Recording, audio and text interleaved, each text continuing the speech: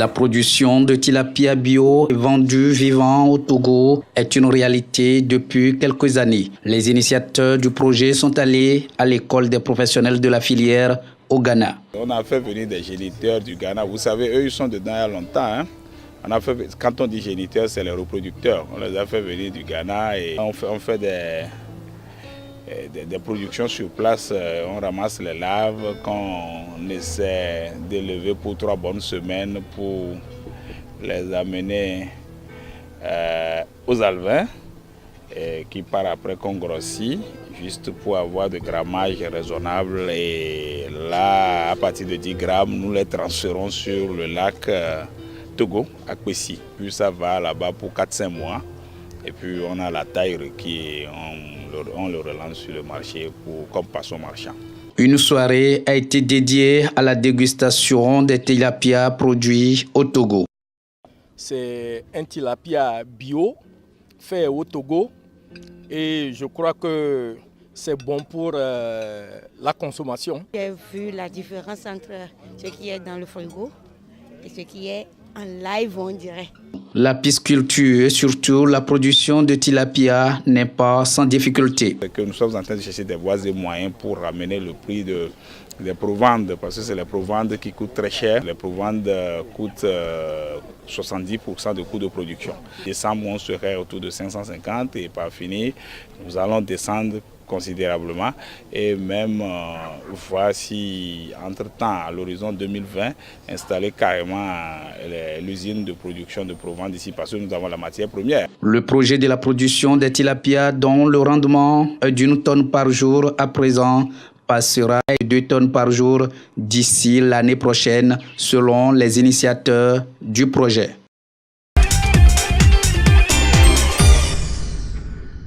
Attirer 1 million de nouveaux migrants d'ici la fin de l'année 2020. Tel est le vœu que caresse le Canada. Le pays espère ainsi répondre aux besoins de main-d'œuvre de son économie. Les migrants attendus pourront intégrer le Canada dans leur grande majorité pour des raisons économiques, tandis que les autres passeront par le regroupement familial d'une part et le programme d'accueil de réfugiés d'autre part. Ceci en réponse aux demandes des entreprises canadiennes et aux besoins de main-d'œuvre en vue de soutenir la croissance économique du pays. À cet effet, le Canada, dont la population atteint actuellement 60 millions d'habitants, prévoit d'accorder la résidence permanente à 310 000 étrangers en 2018, puis à 330 000 en 2019 et enfin 340 000 nouveaux migrants en 2020. De quoi permettre au pays de mieux faire face au vieillissement de sa population qui entraîne un ralentissement de la croissance de la force de travail et le manque de main-d'œuvre. La politique accrue de l'immigration adoptée par les autorités canadiennes devrait également permettre au pays d'atteindre en 2036 le ratio de 2 personnes actives canadiennes pour un retraité contre 4,2 personnes actives canadiennes pour un retraité en 2012.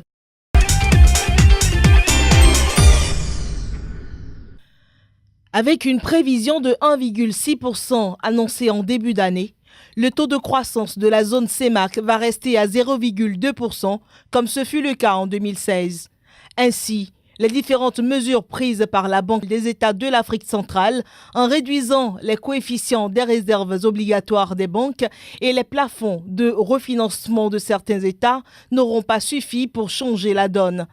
Encore moins celles prises par les États membres et qui se résument au resserrement des dépenses publiques, l'élargissement de l'assiette fiscale, la priorisation de certains investissements et la conclusion de programmes d'ajustement avec le FMI.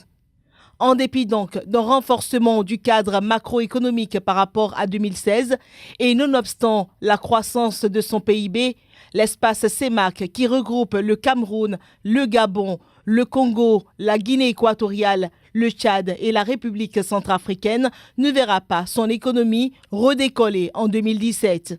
Cependant, l'on note un recul des tensions inflationnistes qui s'établissent à 1% cette année contre 2% l'année dernière. Le déficit budgétaire global est, lui aussi, en recul, moins 3% du PIB, motivé par l'amélioration de la dépense publique dans les États, la hausse modérée des prix du brut à l'international et l'agressivité des services fiscaux dans la collecte des recettes hors pétrole.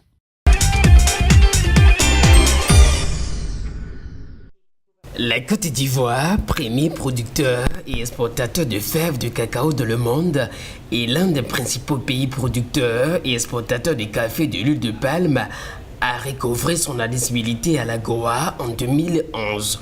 Bien que les exportations vers les États-Unis aient dépassé $1 milliard en 2015, seuls 6% ont pu bénéficier du traitement en franchise de l'AGOA et du système plus élargi des préférences généralisées. Malgré le fait que, sous d'autres régimes tarifaires, plusieurs de ces produits agricoles d'exploitation aient bénéficié des honorations de taxes, la Côte d'Ivoire n'a pu bénéficier des avantages liés par l'AGOA. La Commission de l'Union africaine, lors de sa réunion d'août 2015 au Gabon, a fait le constat de la faiblesse des performances enregistrées par la plupart des pays éligibles à l'AGOA. C'est ainsi qu'il a été décidé d'élaborer et de publier les stratégies nationales d'exportation vers les États-Unis pour les pays concernés, dont fait partie la Côte d'Ivoire. L'AGOA est le reflet de l'engagement du peuple américain à aider les pays de l'Afrique subsaharienne dans leurs efforts de développement. La rééligibilité de la Côte d'Ivoire en 2011 à l'AGOA a permis aux entreprises ivoiriennes d'accroître leur compétitivité en bénéficiant d'une exemption des frais de douane à l'importation pour plus de 1800 produits et plus de 4600 produits bénéficiant du système généralisé de préférence. Le tourisme national aura rapporté 698,4 millions de cedis, soit environ 160 millions de dollars américains cette année au Ghana. C'est ce qui ressort dans un rapport des services statistiques du pays. Il s'agit essentiellement des dépenses effectuées par les touristes nationaux ghanéens lors de leur visite dans les différentes contrées du pays. Ces dépenses proviennent à hauteur de 29,6% des touristes nationaux rendant visite à des amis et à des parents. Les dépenses funéraires sont quant à eux estimées à 24,3% du pactole, tandis que les dépenses des entreprises sont estimées à 25,3%. Autre indicateur, les transports ont absorbé 47,8% des dépenses effectuées par les touristes nationaux ghanéens, alors que les achats sont estimés à 21,3%, les aliments et boissons à 18,9% et les services culturels à 0,09%. Au total, 5 620 134 personnes se sont adonnées au tourisme local dans le pays. Parmi eux, 1 941 567 étaient des visiteurs de jour qui n'ont pas passé la nuit aux endroits qu'ils ont visités. Les autres, soit 3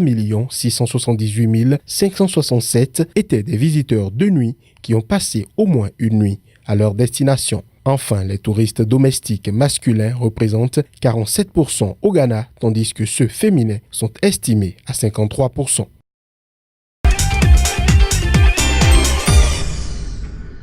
Les volumes globaux des échanges de la Côte d'Ivoire avec l'Union européenne ont évolué de 2 800 milliards de francs CFA en 2011 à 4 218 milliards de francs CFA en 2016, soit une progression de 50,6%. Déclaration du Premier ministre ivoirien Amadou Coulibaly. Selon ce dernier qui s'exprimait ainsi à l'occasion du lancement de la stratégie de mise en œuvre de l'accord de partenariat économique APE entre l'UE et la Côte d'Ivoire, ce niveau d'échange devrait encore se renforcer si l'on considère les opportunités offertes par l'accord de partenariat économique intérimaire conclu avec l'Union européenne.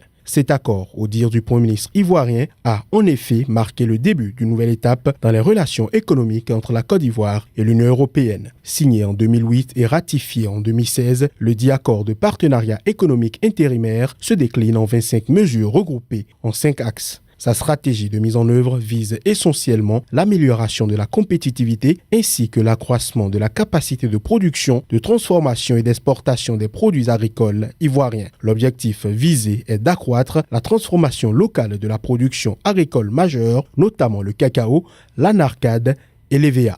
Il s'agit en somme d'un instrument qui pourrait induire la croissance économique et le développement de la Côte d'Ivoire qui ambitionne de devenir un pays émergent à l'horizon 2020.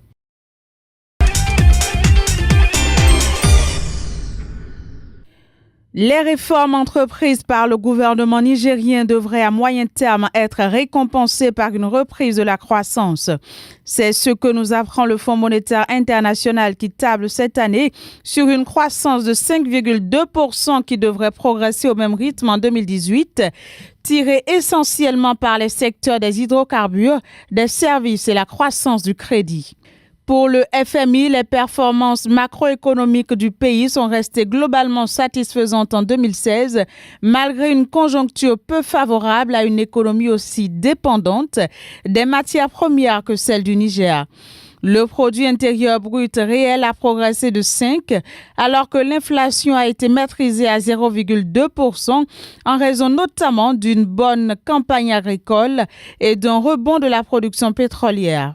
Également, le Niger a réussi en 2016 à améliorer sa balance des transactions courantes en passant sous la barre des 16%. Toute chose qui pourrait amener le Niger à bénéficier d'un décaissement d'environ 10,97 milliards de francs CFA au titre d'une facilité élargie au crédit de 134 millions de dollars. Ce programme triennal avait été approuvé en janvier 2017 par le conseil d'administration du Fonds monétaire international.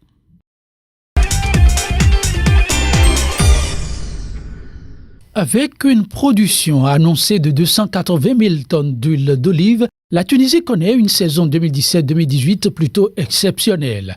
Ce volume représente en effet environ le triple de l'année précédente où seulement 100 000 tonnes d'huile d'olive ont été produites contre 140 000 tonnes en 2015-2016. Selon l'Office national de l'huile, près des 2/3 de la production de cette année, soit environ 200 000 tonnes, seront destinées à l'exportation, surtout vers les marchés européens et américains. De quoi faire gagner à ce pays qui est l'un des principaux pays exportateurs au monde d'huile d'olive plus de 2 milliards de dinars, soit environ 700 millions d'euros. Ces recettes sont néanmoins bien en deçà de celles de la saison 2014-2015 où la Tunisie avait atteint le rang de premier exportateur mondial avec une production record de 300 000 tonnes pour des revenus de près de 2 milliards d'euros.